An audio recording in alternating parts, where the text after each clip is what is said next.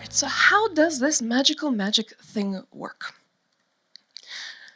We have some data to learn from, and our task is going to be to predict whether or not I like a bottle of wine. So what we have here is the correct classification for 50 bottles of wine, a red Y for yummy and a blue no for not so yummy.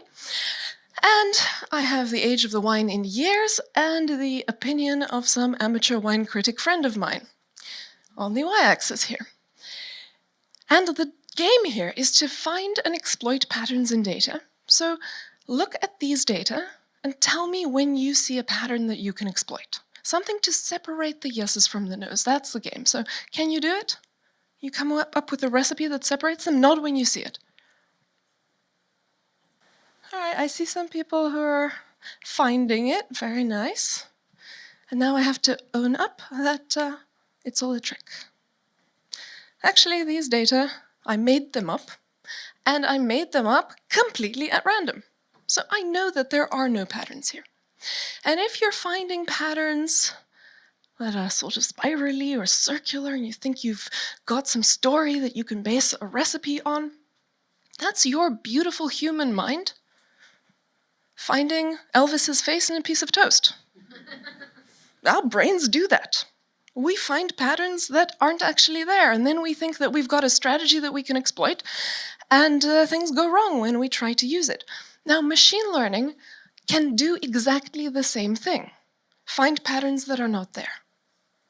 And then if we base our solutions off of those patterns that aren't there, of course things crash and burn.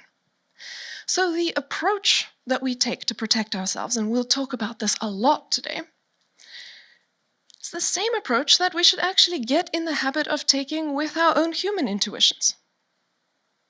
Don't take it seriously in the piece of toast where you found Elvis's face. Try it on a new piece of toast and see if the face is still there. So try it in the new data, see if that recipe still works. Whether it comes from a machine or from a human, that's the part that keeps you safe. Okay, enough messing about. I generated these data and I promise you that there is a pattern in here.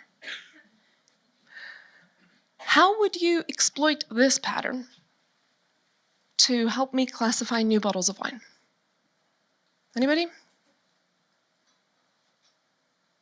How about you put a line through it, and that line is a wall that separates the red region from the blue region, and off we go. Sounds good? That's pretty much what machine learning does. Now, that boundary does not actually need to be a line. Those gobbledygook algorithm names, which we'll meet later, the main difference between them is the allowable shape of the boundary that the thing is trying to shove through your data. So if you pick this one, it's going to try to put one single line, and that line can have any slope.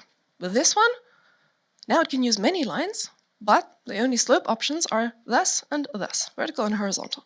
Or you can have a real nice flexible squiggly thinger, which we call neural network.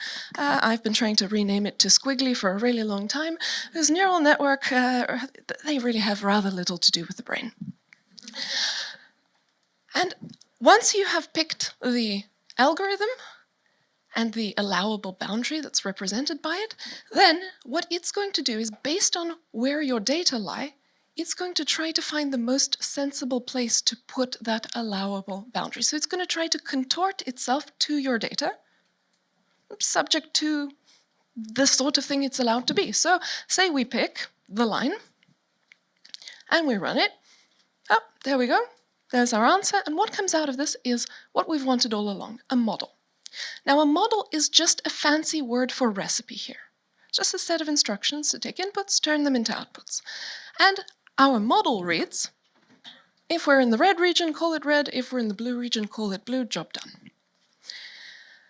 And so in comes a new bottle of wine. Red or blue? Red.